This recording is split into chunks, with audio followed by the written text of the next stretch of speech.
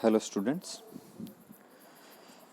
So now we are again reading the essay on the pledges of no longer being very young by G.K. Chesterton. So far we have read that Chesterton holds quite a different view from the world, from what the other people have, about the benefits, about the pleasures, about the joys, about the happinesses, about the achievements of old age. We have read that he says it clearly that if I tell or if I narrate the real benefits of old age, then they will appear quite contradictory to what has been thought of or what has been believed by people so far. And why it appeared to be contradictory, what he says is that when we grow maturity or when we grow old, then the world, the things, the superstitions, the cultures, the maxims, the sayings, the proverbs, all these things which appeared quite stale and quite useless, quite meaningless, or quite lifeless, or quite age old in our young age, they all appear to be alive. They all appear to be fresh. They all appear to be quite young and appealing, meaningful. And in this manner, what happens? That the life becomes more young. The world seems to be growing younger, seems to be growing new day by day, because the things which were being taken as old, as stale, as meaningless in the young age, they start to hold meaning. They start to hold a very lively importance in the life when we grow old. So this is how he says that when we grow old, then we in a very contradictory manner we realize that the world is growing new, the world is growing lively for us. He gives the examples that until or unless we have seen the fall of many empires, until or unless we have seen the defeat of many kings, until then we have not realized these things. Until we have seen the slump of industrial era, we have not realized that these prosperous countries can be one day come down to a lower stage. Or that is how he describes that how these proverbs prove themselves to be true, prove themselves to be useful. Now next, what he says, that this, like so many of the realizations of later life, is quite impossible to convey in words to anybody who has not reached it in this way. He says, all these things which I have told, that the goddess of what we say prosperity has wings and it fly away. This maxim ना, जैसे हम हमारे यहाँ belief रखते हैं ना कि माँ सरस्वती, माँ लक्ष्मी जो है, धन की जो देवी है, वो पंख लगा के उड़ जाती है, ज़्यादा दिन किसी के पास ठहरती नहीं है. सो he says that these things, such maxims, such proverbs, such allusions, such instances which are being narrated to us as proverbs or as age-old traditions, we don't realize them. He says this, like so many of the realizations of later life, is quite impossible to convey in words to anybody who has not reached it in this way. He says these things can only be attained, can only be understood when you yourself has felt them, when you yourself has lived them, when you yourself has experienced them. So he says that these, like so many other things, cannot be explained in words.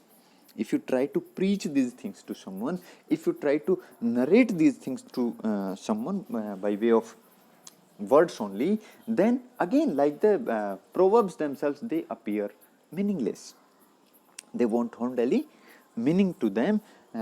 They can have a validity, they can have a meaning only when they are being reached in this way. Which way?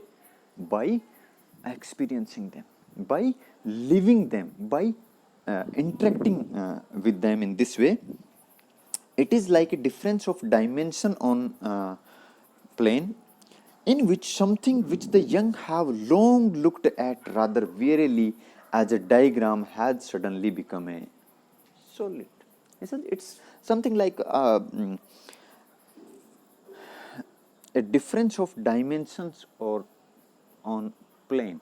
When we see dimensions from a different place on a plane surface, or if we look at from a distance, and then when we look at them wearily for some time, then suddenly that diagram which we have been looking for a time, it becomes solid. It becomes solid reality when we go nearer to it. That is something like that. That until or unless you reach there, until or unless you experience that thing, you won't realize that what it means, what it actually is. So the only way in which we can understand these things, we can have the real taste of these things, is by way of growing old. It is like the indescribable transition from the inorganic to the organic, as if the stone snakes and birds of some ancient Egyptian inscription begin to leap about like living things. It is like the indescribable transition from the inorganic to organic. In chemistry, we have two types of elements: inorganic and organic. Inorganic, which we can't feel, and organic, which we can feel. So this is something like that. That until or unless we sense that thing. Another example he gives, that it is like the snakes and birds of some ancient Egyptian inscription, some writing of ancient Egyptian times, in which there are the portraits of these snakes and birds, and suddenly they become alive and start flying. So what will happen? That will be like a shock for us.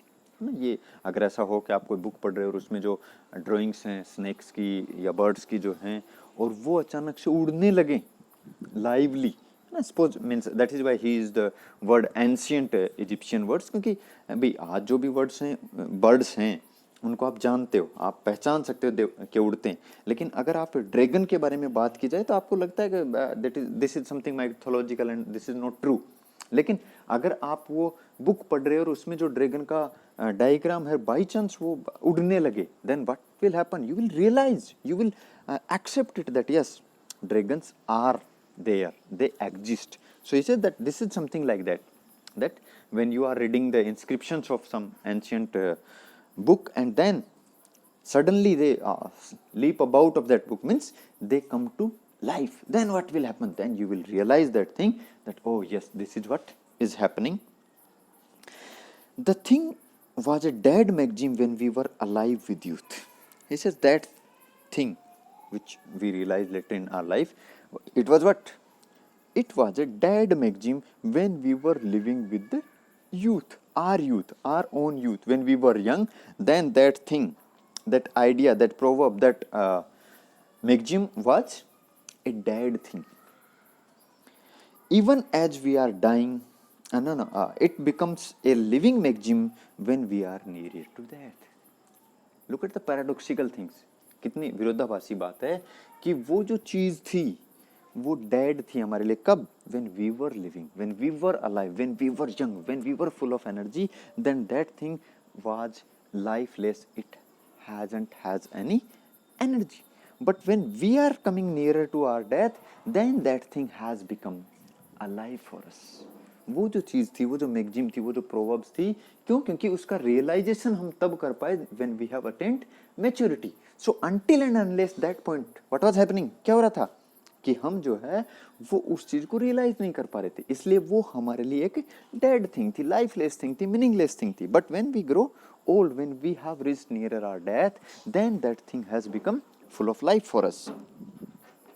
Even as we are dying, the whole world is coming to life. And this is what happens with the old age. Then when we grow old, when we comes nearer to death, when we are losing our life, then the world is coming to life for us. It adopts new meaning, it attains new truths, and it becomes more lively, more fresh, more young for us. So what he is trying to say is that those things, वो सभी beliefs, जो proverbs थी, जो धारणाएं चली आ रही थी, जो कल्चरल चीज़ें थी जिनको हम उस रूप से लेते थे जब हम यंग थे, that they are quite old, they are quite useless, वो सभी चीज़ें when we grow young, then by way of actualisation, क्योंकि हमने उनको जिया है, हमने उन चीज़ों को अनुभूत करते हैं, हम उन चीज़ों को सबको रियलाइज करते हैं, तब क्या होता है कि they all become young, they all become fresh. जो जो हम ओल्ड होते जाते हैं, जो वर्ल्ड है, जो चीज़ें हैं, जो ये मैगजीम्स हैं, जो ये ट्रेडिशंस थी, जो ये प्रोवर्ब्स थी जो हमने कभी सुनी थी, जिनको हम एक्चुअलाइज नहीं कर पाए थे यंग एज में, they all become young and fresh for us, and they make this world new for us. They open up new horizons of realization, of actualization for us. So that's it for the day. Thank you.